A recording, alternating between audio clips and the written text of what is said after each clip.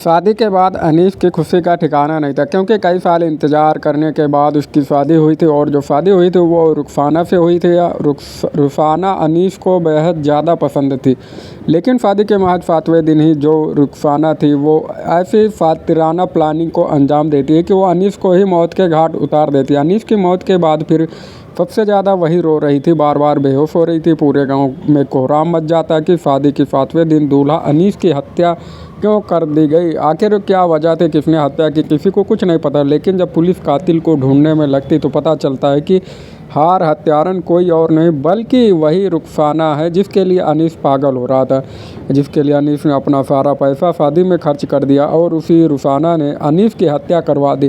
कि आखिर अनीस की हत्या क्यों करवाई, क्या वजह थी, जब आप पूरी कहानी सुनेंगे तो आपकी भी पैरों तले ज़मीन खिसक जाएगी। तो चलते हैं और आज की जो सच्ची घटना की आपको सुनाने जा रहा हूँ उसको शुरुआत से जानते हैं। तो हाँ दोस्तों, मेरा नाम है राजेश। आज की मैं जो सच्ची घटना है, उम्मीद करते हैं आप सब अच्छे होंगे और सुरक्षित होंगे। और जो ये घटना है उत्तर प्रदेश के बस्ती ज़िले की और वहाँ की परशुरामपुर थाना है, और उसी थाना के अंतर्गत एक गांव पड़ता है बूंदीपुर गांव का रहने वाला अनीस, जिसकी उम्र लगभग 27 साल थी। और 20 नवंबर की दोपहर वो अपने घर के बाहर टहल रहा था और अपने दोस्तों के साथ खड़ा हुआ था। दोस्त उससे हंसी मजाक कर रहे थे, क्योंकि अनीस की शादी को आज 7वां दिन था और अभी उसकी जो नई नवेली दुल्हन थी रुखसाना, वो उसको छोड़कर वापस आया था। रुखसाना को उसके मायके छोड़कर वहीं वापस आकर खड़ा हुआ था और दोस्तों से बातचीत चल रही थी। क्या उसी बीच अनीस के पास एक बाइक आकर रुकती और बाइक पर सवार एक युवक अनीस को बुलाता है कि भाई साहब ज़रा इधर देखो, आ जाओ। उस शख्स के हेलमेट लगा हुआ था और वह पूछता है कि जो गांव का रास्ता बाहर की तरफ वो किधर से गया हुआ है। अब अनीस उसके आगे खड़े होकर बताता है कि आप इस रास्ते से ऐसे कर जाएंगे, बाहर की तरफ आप निकल जाएंगे।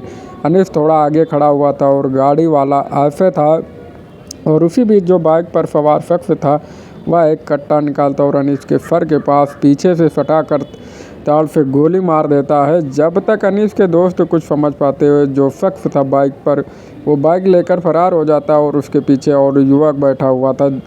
ये दो युवक अनीस के सर पर गोली मारकर वहाँ से भाग जाते। फ़ौरन अनीस को उठाया जाता है और अयोध्या अस्पताल लेकर भागते हैं। गाँव में खलबली मच जाती है कि अनीस के ऊपर किसी ने गोली मार दी। और जब अयोध्या हॉस्पिटल लेकर पहुँचते, क्योंकि अनीस के सर पर गोली मारी गई थी और वो भी पिस्टल से, तो अनीस डॉक्टर बोलते कि अनीस की मौत हो चुकी। फ़ौरन परशुराम थाना पुलिस को सूचना दी जाती है और पुलिस मौके पर पहुंचती है। अनीस की डेड बॉडी को पोस्टमार्टम के लिए भेज देती है। अब सवाल ये है आखिर है कि अनीस की शादी के 7वें दिन अनीस की हत्या क्यों कर दी गई, कि किसने गोली मार दी। पुलिस अब जो बाइक आई थी उसके बारे में पता करना शुरू करती। अनीस के दुश्मनों के बारे में पता करना शुरू करती। तो रिंकू कनौजिया गोंड थाना के महुआ डावर इलाके का रहने वाला और वहीं पर यह जो रुखसाना है इसका ननिहाल भी है। वैसे रुखसाना गोंड के खेंडाले थाने इलाके की रहने वाली है, लेकिन वहाँ पर इसका ननिहाल और वहीं पर फ़िलहाल में रुकी हुई है।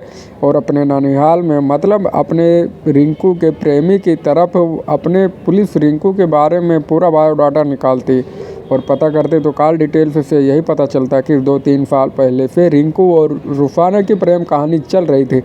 और गांव के लोगों से ये पता चलता है कि और इसी बेस पर पुलिस रिंकू को गिरफ्तार कर लेती और रिंकू को जो लोकेशन थी वो लास्ट लोकेशन चेक की जाती, तो लोकेशन ये पता चलती है कि वो अनीस के गांव में आया था। और ये बात कंफर्म हो जाती है कि पुलिस रुखसाना और रिंकू दोनों को गिरफ्तार कर लेती।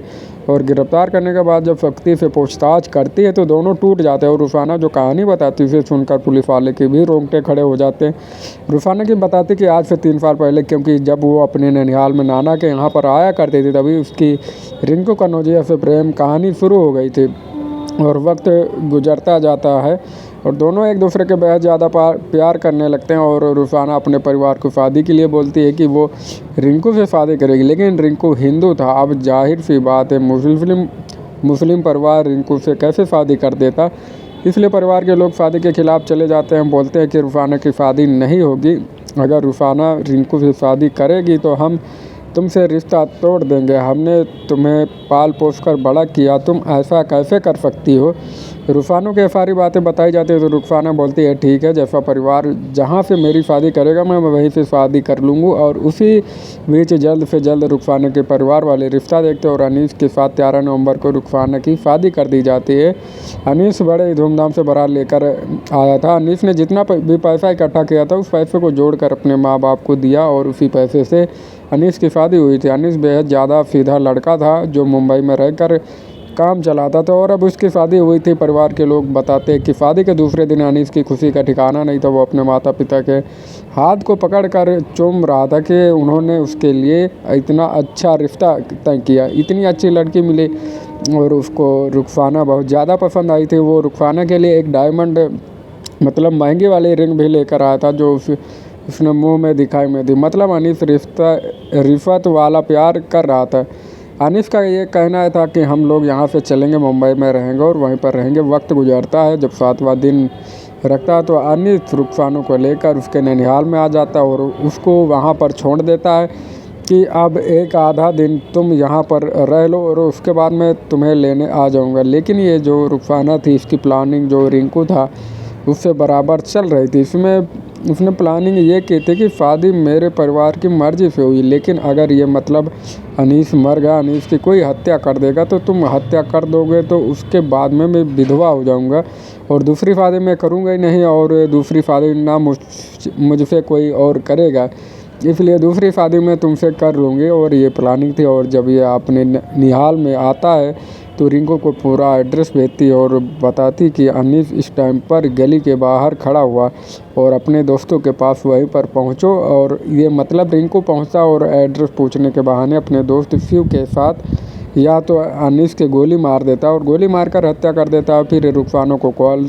कर बताता है कि काम हो चुका है, बस अब थोड़े वक्त का इंतज़ार है या अनीस को दफन वगैरह कर देंगे और उसके बाद तुम्हारी इज्जत पूरी हो जाएगी और फिर हम शादी कर लेंगे, एक अच्छी से ज़िंदगी गुजारेंगे। लेकिन रुखसाना को ये नहीं पता था कि पुलिस के हाथ बहुत लंबे होते हैं। आरोपी कितना भी फातिर हो कोई ना कोई ऐसी गलती कर देता है जिसकी वजह से वह पकड़ा ही जाता है और ऐसा ही कुछ हुआ। रुखसाना पकड़ी गई, रिंकू पकड़ा गया। वहीं जो रिंकू के साथ वाला जो शिव था वो भी नाबालिग है और शिव नाबालिग था और उसको बाल सुधार बेच दिया गया। लेकिन इस घटना के बाद हर कोई हैरान है कि मुस्लिम लड़की ने हिंदू प्रेमी के लिए अपने ही पति की हत्या कर डाली। आप इस घटना पर क्या बोलेंगे कमेंट बॉक्स में ज़रूर बताइएगा और किसी और वीडियो में मिलते हैं नए वीडियो में। आप अपना ख्याल रखें और सुरक्षित रह। जय हिंद।